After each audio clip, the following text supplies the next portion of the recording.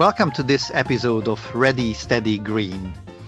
In this podcast, we're discussing challenges and opportunities of turning climate awareness to climate action, or in other words, making sustainability sustainable. We try to focus on the needs of young people as they are the ones who are and will be most affected by the global challenges of today and tomorrow. And actually, they are the ones whose actions can change our current trajectory. This podcast is not intended to be a specialist podcast to sustainability specialists. Instead, we aim to broaden this discourse and help everyone realize how closely the topic of sustainability and specifically climate is connected to our health, our quality of life, our equality of chances, social justice, technological advancements and its challenges and so on. The episodes from Ready, Steady, Green aim to inspire everyone to step up and step out in their lives and in their community. I find that when people come to these sorts of workshops, it can create quite a big shift in kind of culture or experience in the, I'm now a person who talks about climate change. I've had experience of a climate conversation. It was some of the most humbling, emotional workshops that we've had. There were tears, there was guilt, there was, a lot in the room of people wanting to have a living, make the right thing and more.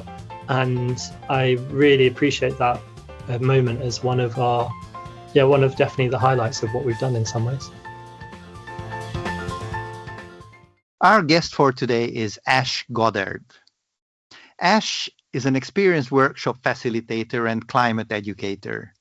He's director of Climate Clarity, whose mission is to raise awareness and empowerment around climate and ecological crisis, using mainly Climate Fresk workshops and many other tools that effectively facilitate change.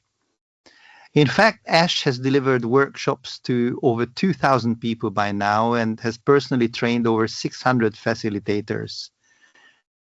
He has made it his mission to get as many people as possible skilled up and empowered to act on climate crisis. Before this role, he was volunteering in the climate movement and worked as a technical business analyst as well. This followed on from engineering contracting after time spent studying aerospace engineering. So welcome to this podcast, Ash. Thank you for having me. It's great to be with you. It's great to having you on air. So let's start with something very topical, and that is, in these days, we're seeing COP30 running in Belém, Brazil. So following the COPs in the United Arab Emirates and Azerbaijan, here again, there are concerns that the agenda is dominated pretty much by fossil fuel representatives or lobbyists. In fact, just in a recent article, The Guardian claims that 1 in every 25 participants at this COP30 is actually a fossil fuel lobbyist. What do you think? Is this a healthy balance, or are these COPs fulfilling their function, or something went wrong? Yeah, I read a lot from people working in sustainability about how the COP process isn't working, it's such a failure, and all of these things. I also see stories of that without the COP process, where would we be? We were on track for multiple more degrees of warming, and now we're on track for 3 degrees. And would that have happened by 2100? And would that have happened without the COP process and without the Paris Agreement? And how did that really start to bring emissions down? Or at least, because the emissions haven't come down, but stop them from hitting their worst excesses. So I think it's quite common for people in, let's say, our movement to allow perfect to be the enemy of good, and to really say this isn't working, when actually maybe it isn't achieving what we need right now. But to say that it was a failure, to say there's a failure is underestimating what it has achieved. I think it is quite clear that there is a sense of urgency in many people around the world, and somehow this urgency does not seem to be equally met by the efficiency of these COP meetings and all the political discussions that are going behind it. One thing that I note with the current COP30 is that there is a quite significant representation of young people and from indigenous groups. Again, it would be great to have more of their voices present, but they are visibly there. On their agenda also, there is very often issues related to social justice and inequality and so on. How closely do you think these issues are related to each other? I think through my own kind of education and involvement in climate activism, I'd say on one hand, like they're totally entwined, that the climate crisis is also a crisis of overexploitation or exploitation and injustice, and that the systems that are contributing to and pushing us towards climate crisis are the same systems of oppression and more that are the foundation of so many other ills in the world. I think 2 to 4 years ago, seeing Nigel Topping speak, who is a UN high-level climate champion, I think, after I think Clover Hogan had just spoken, or someone similar, like a youth climate activist, and he followed after them and said, actually, I think there will be a transition, but I don't think it'll be a just one. And at the time being like, this is such a shocking thing for this person to say, and feeling a bit like disillusioned, like how could they say that? And I don't know if I'm getting old and older and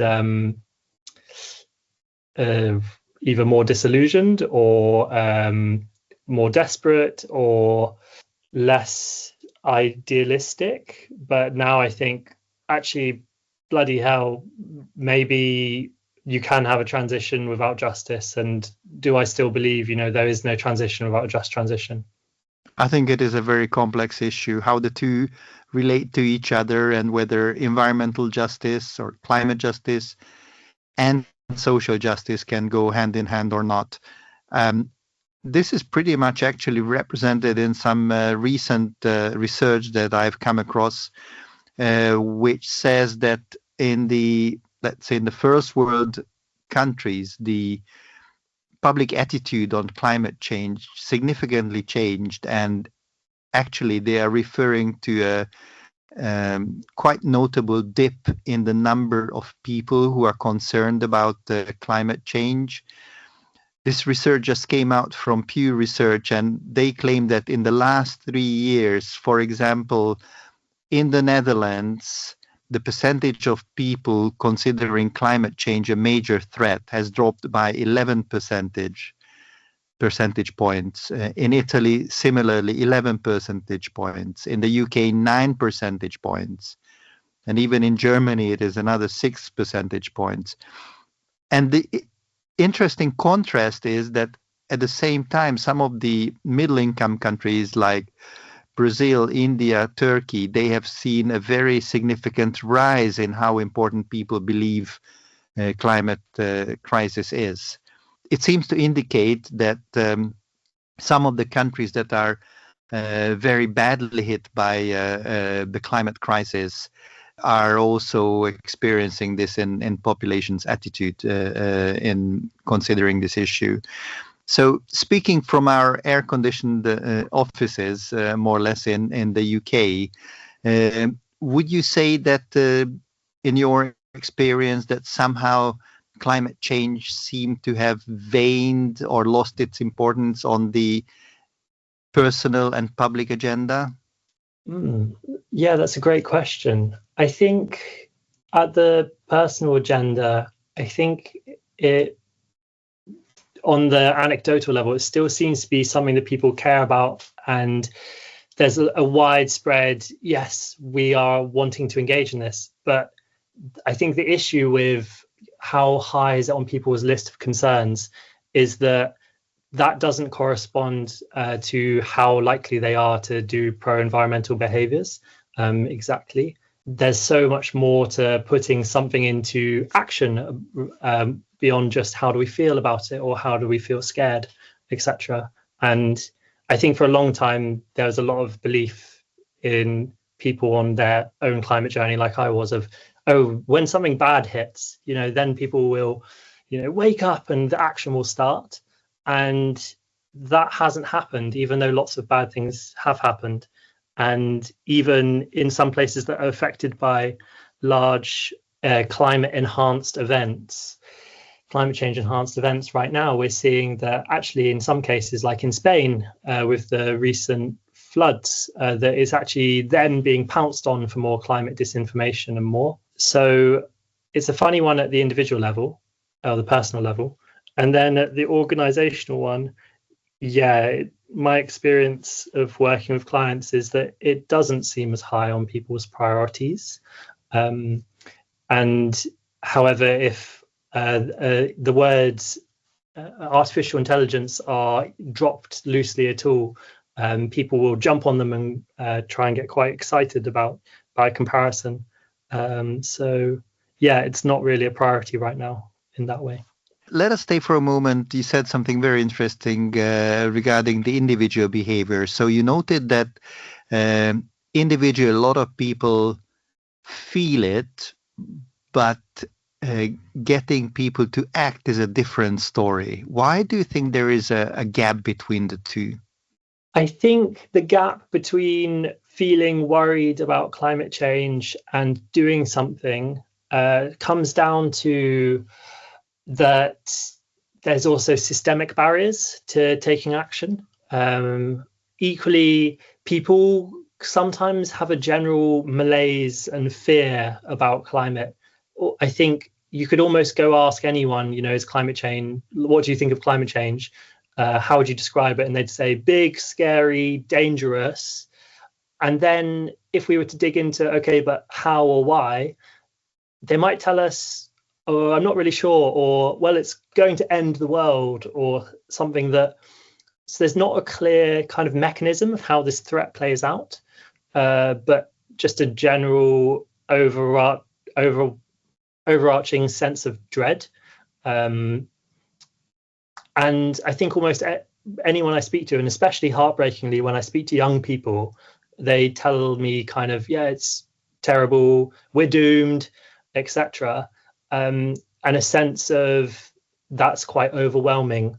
And so then that can sometimes be a barrier to action, of a sense of, what can I do anyway?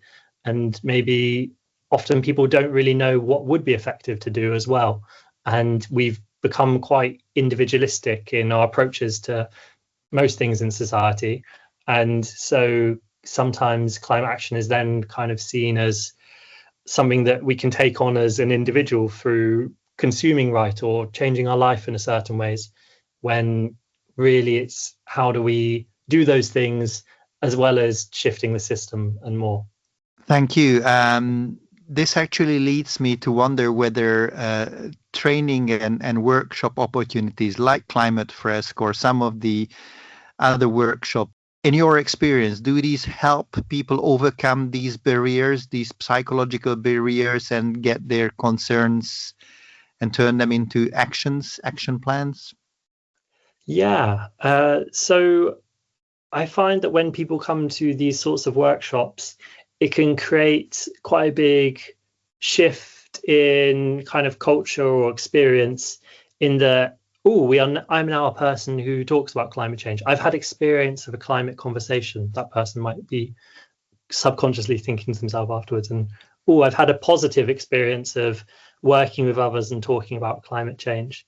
Or even, I'm in a group of people who have now had a climate conversation, so we can have more. It's on our kind of collective consciousness field. And also, these workshops cannot stand alone in a vacuum and really be expected to be some silver bullet or panacea that will solve everything. For climate action, it looks so different for every person. in a certain way. There's certain big winners, can we cut down or avoid red meat? Can we reduce transport, especially by flying, yada, yada? They'll be true for most every person. But beyond that, it's so specific of, okay, but what could I be doing in my job? What does turning my job into a climate job look like? How do I engage here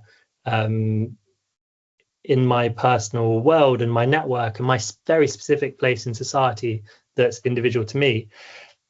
Those are longer journeys that need more support and sometimes further specialist training if it's, hard skills that are needed.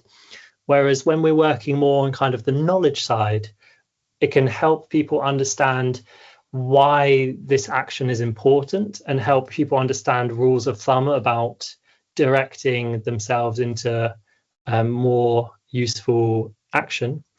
However, the holding hand and the actually going and doing it, I think, is something that cannot be underestimated in its importance for helping people change the world and change themselves. And in this process or this aspiration of changing the world, are these trainings and workshops providing solutions, or is it left up to the individual participants to develop their own solutions? Yes, it depends whether from workshop to workshop. In some of the workshops that we run, for example, the digital collage or construction collage, the workshop has action cards built into it. These are good things to go do. These are ideas you may not have thought of. And those can be really helpful for giving people tangible ideas to grasp and take forward and think, right, how do we implement that here? Other workshops don't have solutions or actions built into them by default, and we more look to bring them out of the group often. And then this can have some pros and cons. It can be a little bit more expansive and wider horizons. But I think ultimately people do need to be shown some inspiring ideas and often stories of action. Where is this already happening? What did it look like when this happened? And actually, how did someone achieve this, or how did an organization go through this? The really, the step by step. And so I think more and more, I want to also, when working with people and organizations, really be showing them, no, these are the things we could be doing. Here are not just here are a bunch of ideas you could do, but this is how we do it. This is what it looks like. This is why. So it would be like a portfolio of best practices and sharing it with, other organizations, or how could this work? Yeah. So in some cases, I think the number of different institutions and organizations that have produced top climate action tips, whether it's, I think, the Grantham Institute. So Imperial has 7 things you can do about climate change. There's Take the Jump, which has 6 shifts to unlock I can't remember the exact words they use, but 6 shifts to change yourself and change the world. So I came across one from the Natural History Museum today, and they had loads of different ideas and a platform of theirs. And these are all great for giving people a sense of what's possible out there. But really, I think often it can be a bit more individual than that, and almost people need support and coaching and kind of helpful reflecting of, okay, but what's important for me? What's more relevant for me? How do I stand in here, and how do I do it in my circumstances? Because the cookie cutter ideas, they lack the special nuance that's needed for applying them to all of our very different lives that are not cookie cutter shaped. And what's more, I think the examples that you brought, and actually I was busy taking note of each of these, but they're all leading to individual solutions, individual actions. And I think there's a lot of potential on what communities can do, smaller or larger communities, people who live in the same street or in the same village or share certain areas together. So I'm wondering, how can these individual actions be turned into community-based activities? Yeah, and living in West London, I sometimes find this quite hard. I don't feel very much part of a community of geography. I often feel more part of communities of practice or of similar ideas, like with the Climate Fresk community. But when it comes to actually the people around me, feeling more disconnected. So I think this might also be where it links back to the earlier question about the linking between climate issues and justice and social issues, of when we start building connections and building kind of more resilient networks between people in an area and in a geography, it can achieve both and solve both. Personally, I have a big dream of engaging my neighbours on my street in a food cooperative where we're purchasing from a wholesaler of, nice organic food, but trying to do it at lower prices and then distributing on the street, and then seeing where we can go from there. But anything from, there can be a challenge sometimes around people's values, around, let's say, for another classic idea is sharing more things on the street, shared vehicles, shared tools, shared equipment, etc. But for some people, this can also trigger a feeling of disgust, of a sense of, I don't want to be where someone else's hands are. So there's all these barriers around even things like hygiene that we have to think about when how something that might seem as disconnected as that can really be a barrier to more collective action and bringing people together. I absolutely get that there are barriers, but I've also seen some very good and positive examples also for food communities, or I'm not sure how you call them. So people teaming up and ordering wholesale organic food, and in a way it was very much a win-win situation. It's great for the farmer or the producer of the food products because they get market for it. In a way, it's fantastic for the community. Also, it's direct access to organic food and fresh, directly from farm to table and so on. And it is a great way to build community.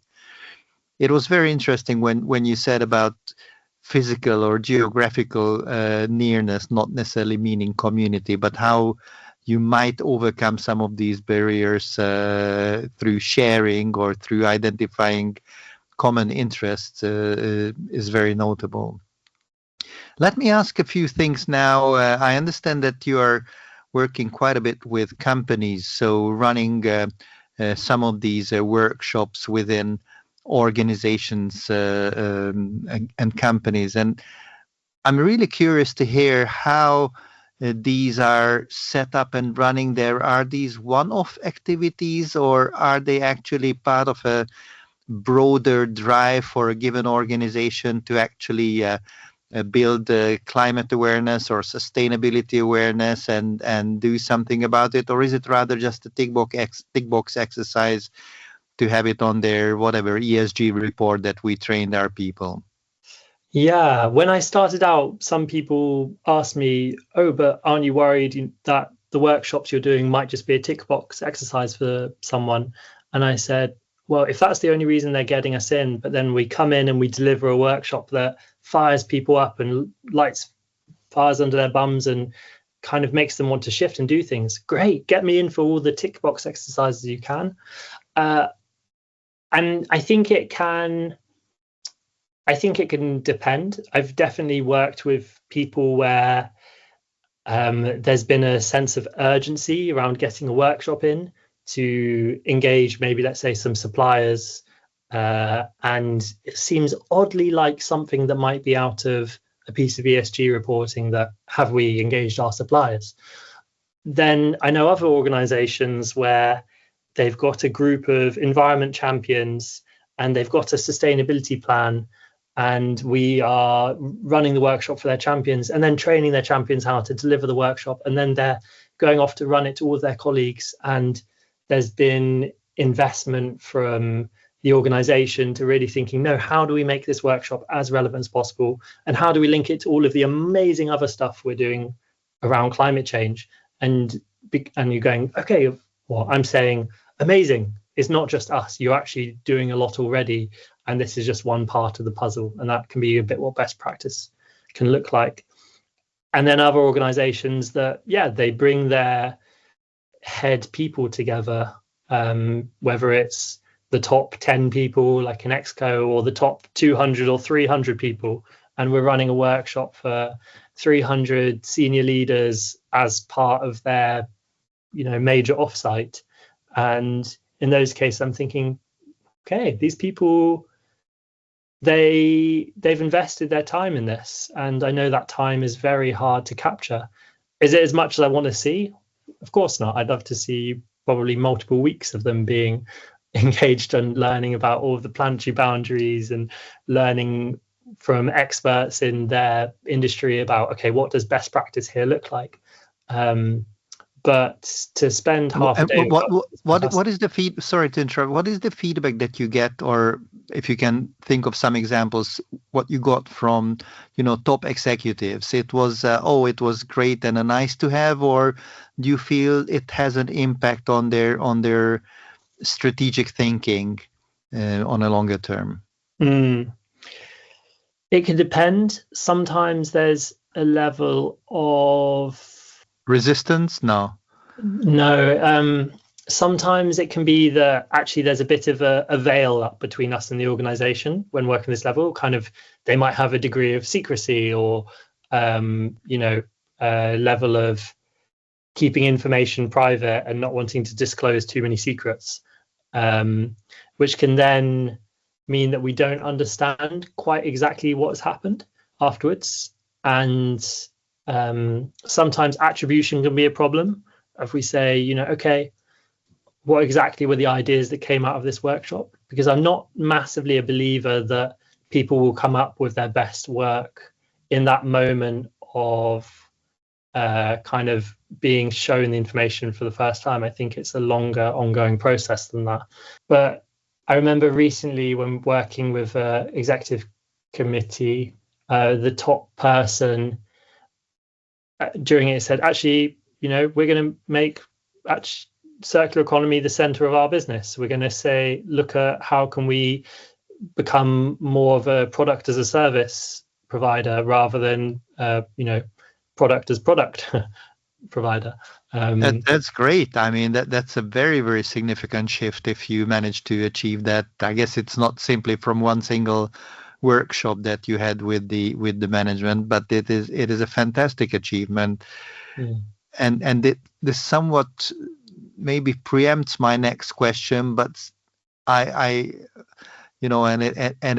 is not your workshops, but in general, I find that some type of workshops are really helping and preaching to those who are anyway open to a given topic or open to an issue. And with some of the trainings, we cannot reach those people who are not necessarily open to it.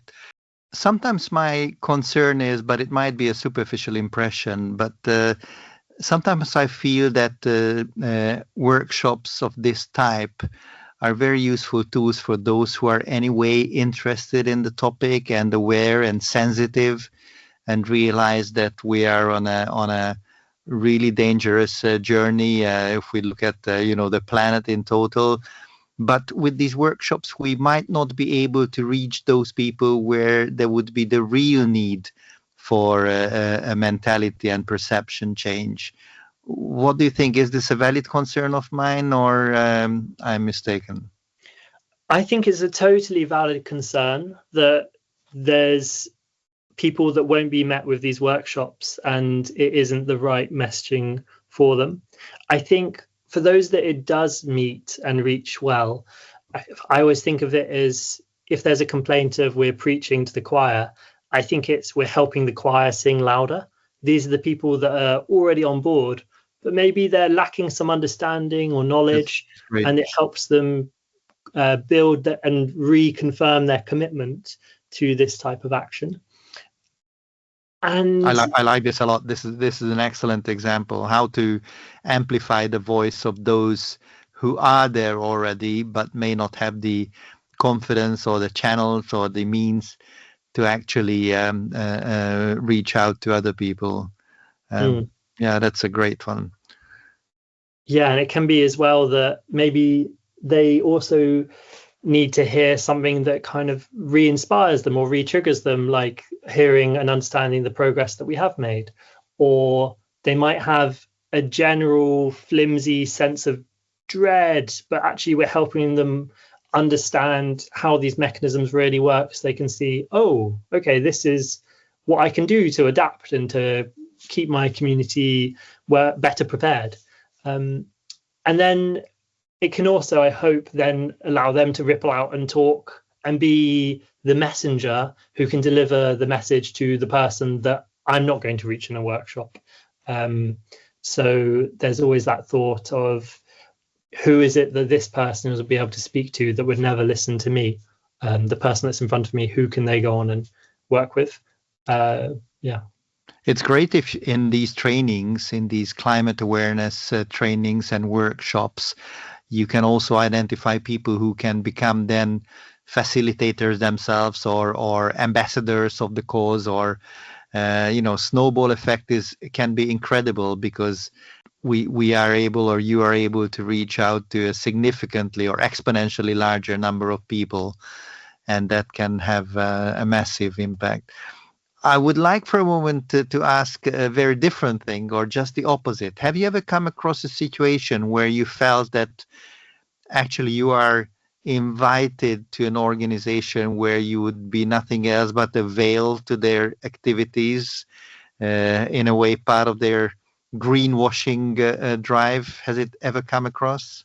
I think in terms of objectively greenwashing in a way that I think could be harmful, I don't believe so. That's in good. some ways, I would struggle to see exactly how that could play out. We have worked with even fossil fuel companies, oil and gas, or energy companies, or more commonly like to be named sometimes. And I think when one of the people from the ESG team had their first call with me, they said, by the way, before anything else, I need you to know that we are oil and gas, just in case you hadn't realized that.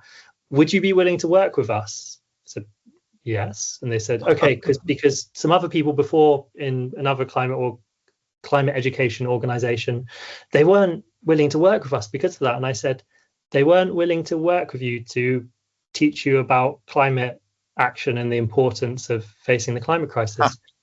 Interesting. For me, I was thinking, well, yeah, I won't say what I was thinking, but I was really happy to go, yeah, that is exactly, you are one of our favorite people to work with.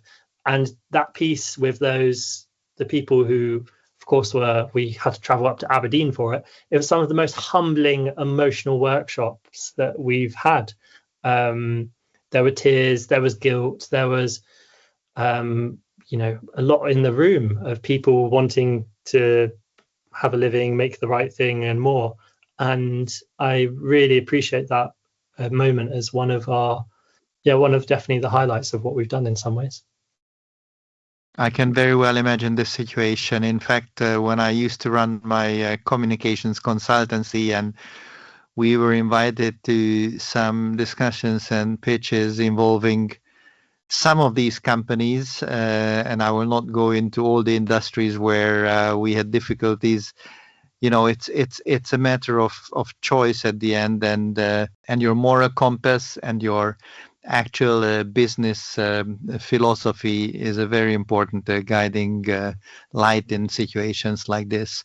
But I fully agree that it is very important to maintain and broaden the dialogue with everyone who's interested and open to being part of this dialogue. So good to hear. In the next part of our discussion, I would like to invite you to a little exercise. And this would look as follows. As this is our second episode in our series, I collected a few words starting with the second letter of the alphabet, which is B. And I'm curious to hear what associations these bring to you in relation to climate change and sustainability in general. So I have 4 such words in front of me, and we'll go one by one. So the first one is Belém, Brazil. Well, it's still one word, Belém. What comes to your mind? The Belém action mechanism, BAM, and that I don't know much about it, but that it's apparently what's being spoken about. And I guess is Belém a part of a turning point, as much as we might not be happy with the COP process and the number of lobbyists and more there. But Belém, I think for me, it brings to mind a place that loads of committed people are right now doing some amazing work. Okay. And in fact, it is so representative, isn't it? I mean, it's in the middle of the Amazon jungle and the Amazon area, in a way, the symbolic lung of our globe. So it's I think both symbolically and hopefully in practical terms as well, it is very, very important. Okay, the next word is banks. I think finance, climate finance and dirty money comes to mind, both brown finance and green finance, instantly, like a sense of revulsion and opportunity. And both could be best friend and worst enemy. Thank you. The third one is biodiversity. What comes to mind with that is I have a friend that had a very strong reaction to, he hates people saying good for biodiversity. And he's like, what does it mean? What can you even be to be good for biodiversity? It's so stupid. And I guess going back to earlier, working with people who have strong reactions to climate or other talk, I felt like in this moment, I was like, okay, there's something emotionally going on for this person to have such a big reaction to this. So how did you react to his reaction then, or their reaction? How did you react? I think because it was with a load of group of friends from school, I think we all I probably joined in the laughing in a way and winding them up by just saying good for biodiversity a lot as we go, and kind of seeing it as a bit of a running joke for our weekend away, where I was lucky enough with these friends from school they let me run some workshops for them about climate change and more. Did you dedicate this person to one of your biodiversity collage activities, or that was not part of the Not joke? yet, but we've got another reunion next month, and I'm thinking that could be the one. Okay. I'm curious to hear how they react to it. Okay, I have one more on my list, and that is behavior change. The word that came into head was overrated. I think that quite often we see this as almost forcing people to be more like us, like behavior change is something that we do to other people, clever, skillful, sophisticated climate people help others who are less aware and less gifted and beautiful change their behaviors to be more like us. And I think it kind of yeah, that's a bit of a media reaction. And of course, clearly behavior change is a massive thing that I'm invested in trying to help with myself and others. But yeah, I have this. It's very interesting how you commented on this one. Thank you for your prompt reactions on these terms. Welcome. In the next couple of minutes, I would like to talk a little bit about education, which is an area I'm very much engaged with myself, and you too are play a very important role in a different type of education. So my first question, or rather line of thought here, is the role of, let's say, traditional education in the form of classroom activities, school classes, and then university programs and short courses and so on. Are we doing the right thing? What is your impression here? In terms of these courses about sustainability? Yeah, that would be my concern. Yes, exactly. Yeah, I had not quite with that level of education, but with a professional body, a conversation the other day of, should we be doing sustainability as a core competency or woven through all our curriculum and everything we do? And I'm not sure. I find that I like the idea of it standing alone, and almost how can we make sure everyone has engagement with sustainability learning, whether it's in those professional levels, but of course going through in more school and university education and more.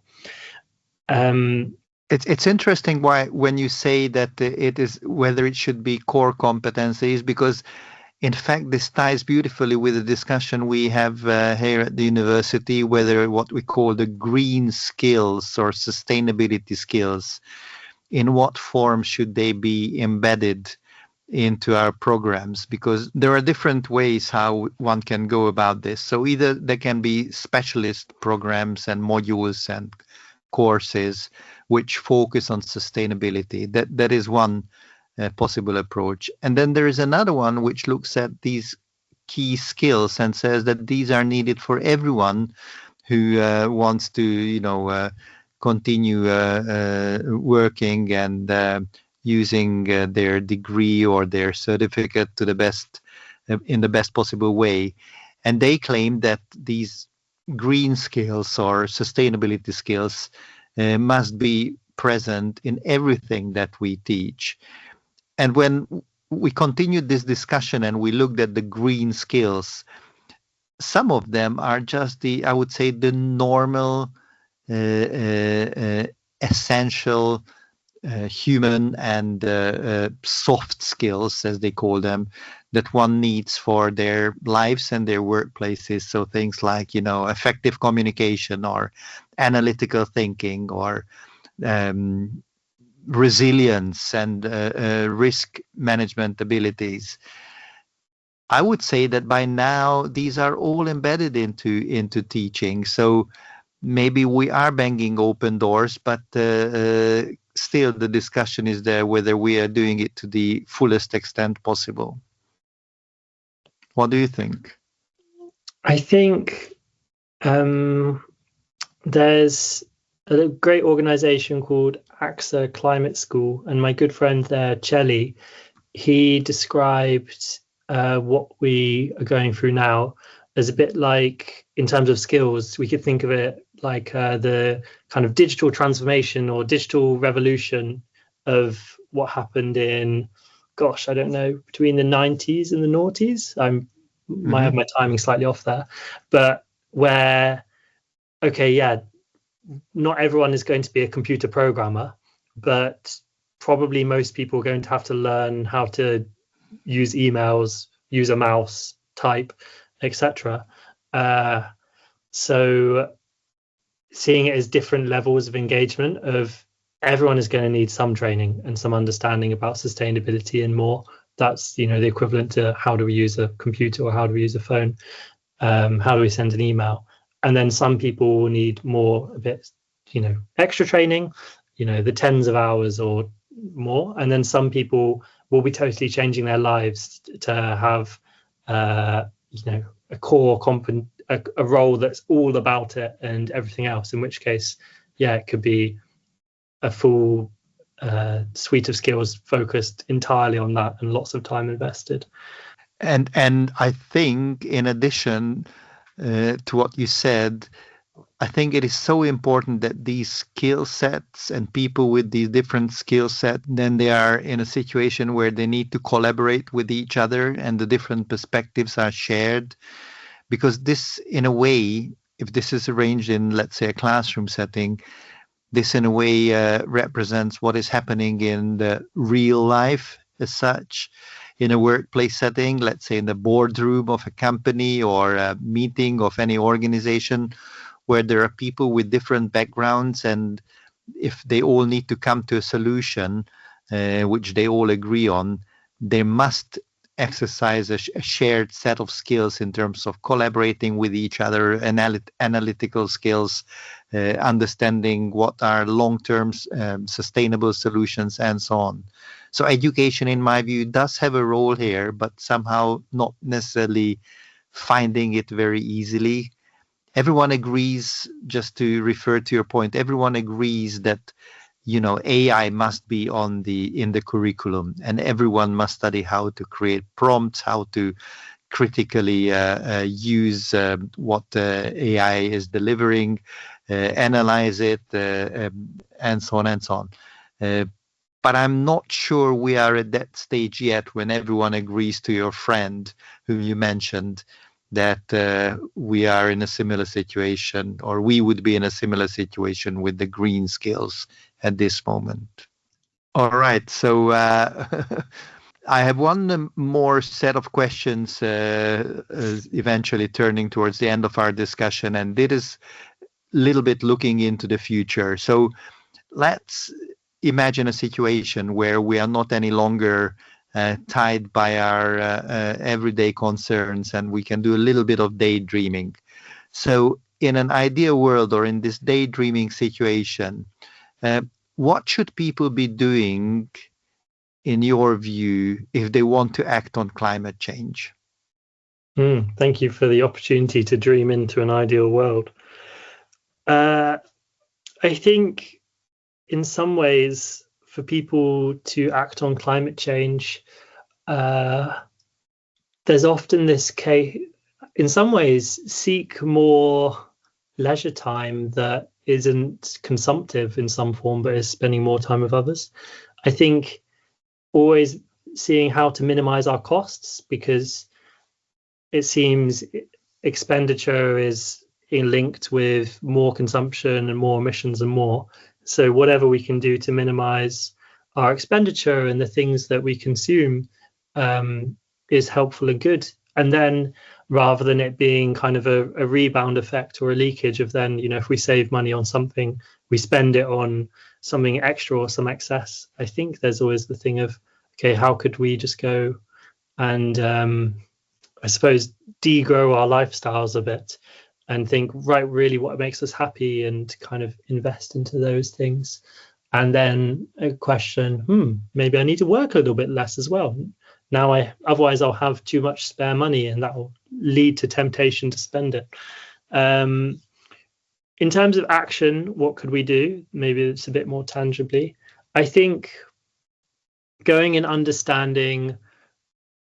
taking the time to understand what are major risks in your area, and taking time to sit down with family and friends and people that we're really close to, and asking, what is our plan here? Given everything that we know, are we actually acting at a proportionate level? Do we expect, maybe we think of ourselves as being people who are engaged on climate change.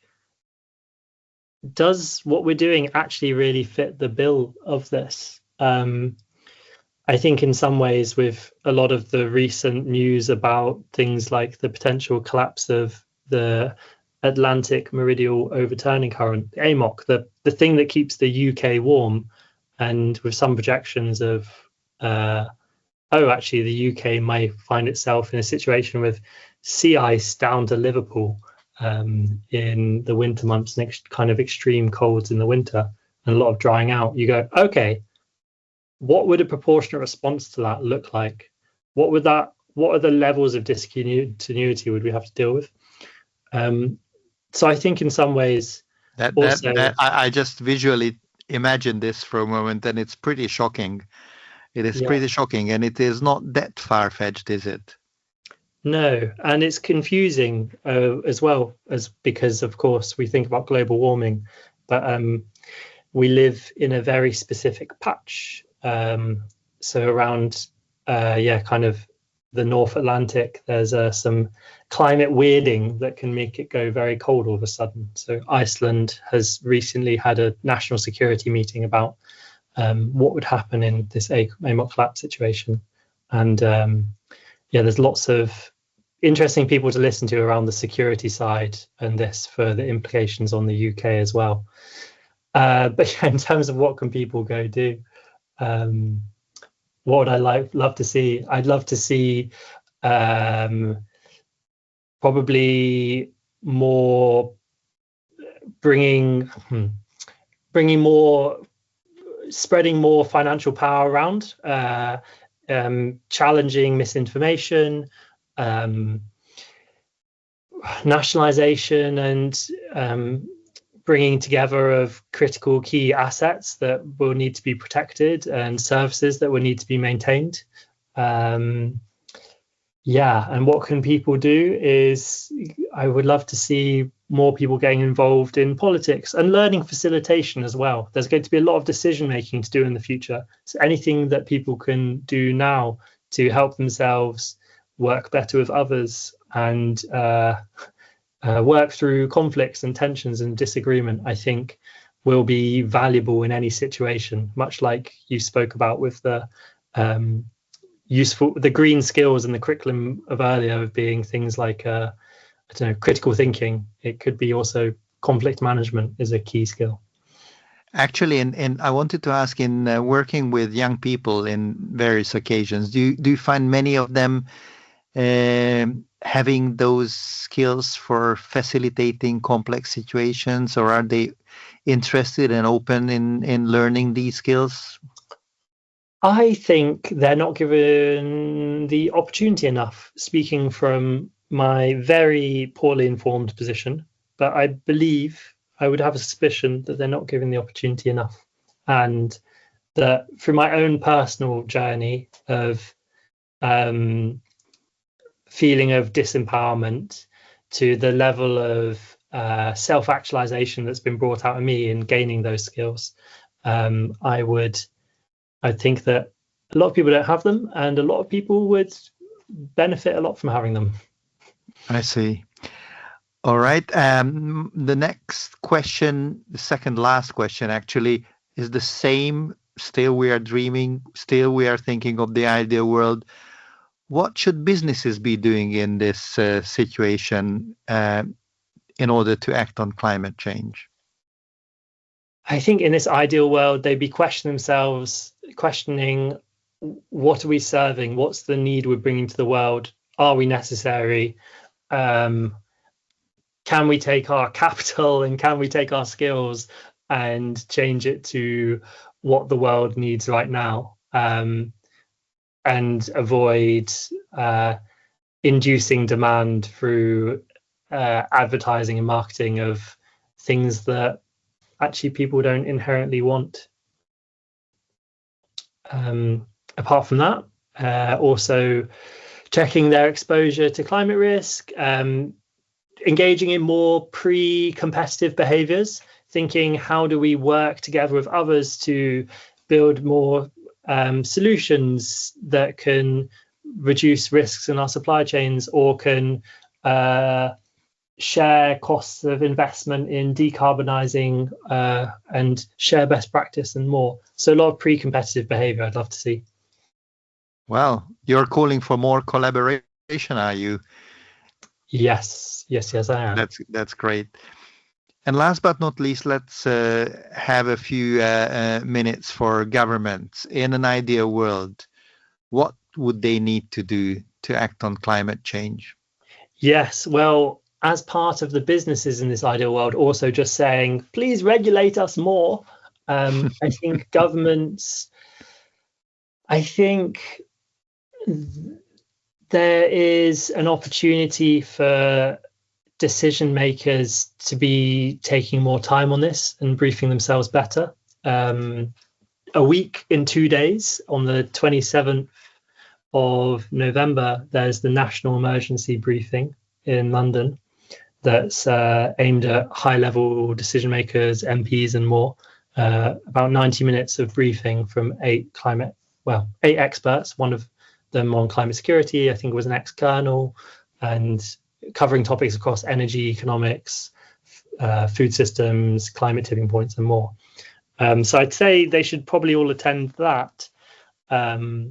And government, in terms of senior government stakeholders, MPs, etc. And I think the government could do with engaging and training civil servants more. For example, in France, there was a drive to deliver 30 hours of ecological transition training to all civil servants. I think there's about 5 million of them in France, 7 million.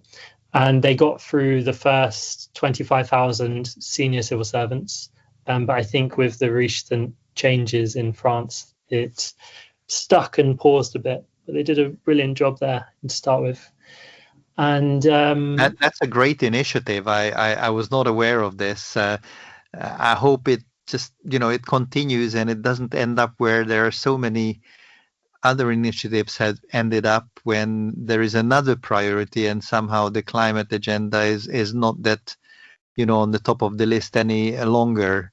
And let's face it, there are always priorities and other priorities, but it would be so important that individuals, organizations, governments agree that addressing the climate crisis is a common denominator for all of us. And without that, we will not be in the position to think about all our other problems and address them.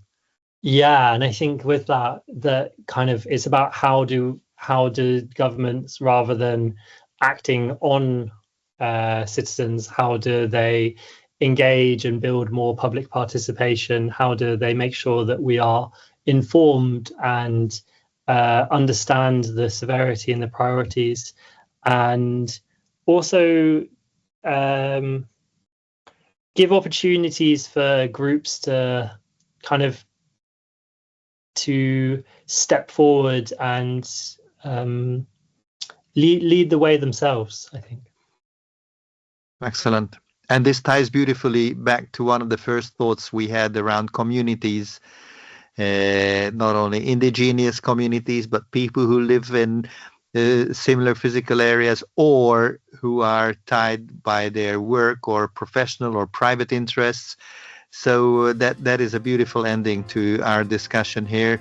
Thank you so much, Ash, for traveling with us for the last hour and addressing some of the very important critical issues around climate change, how to work with people, with young people, what does it take to achieve behavior change, how to turn awareness into actions. And we looked at some of the things that go well and some of the things that still need significant attention.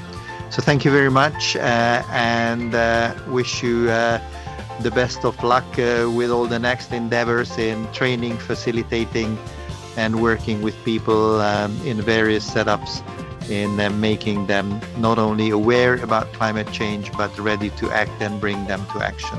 Thank you. Thanks for the opportunity to think about everything you spoke of.